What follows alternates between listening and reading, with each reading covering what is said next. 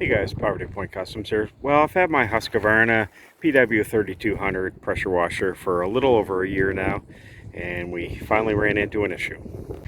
As far as the engine, it's working fantastic. It started after the second pull, after being stored all winter, after it was winterized and brought out again. The issue I'm running into is the pump itself is surging when I'm using it. So the issue resides right in there. I've tried another wand and nozzle as well as the tip. I'm still having the same issue. Contacted Costco and they said to bring it back and I'll get a replacement. Other than that, overall I'm really happy with the power that this pump puts out, as well as the engine seems very reliable. Again, it starts right up. Give it a little bit of choke and starts up, and then I turn the choke off after about 10 seconds and it will sit there and idle for hours. So the pressure washer held up well. I noticed there's a little bit of rust right in there, a little bit of corrosion on top of there.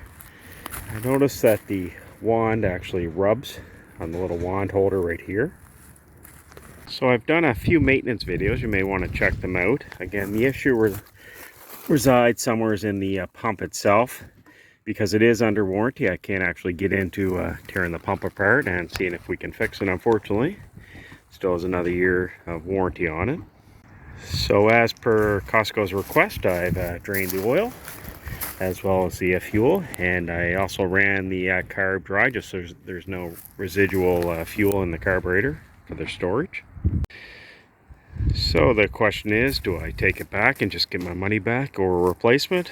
I think over the performance wise I was very happy with it, so I'm going to give the Husqvarna another try.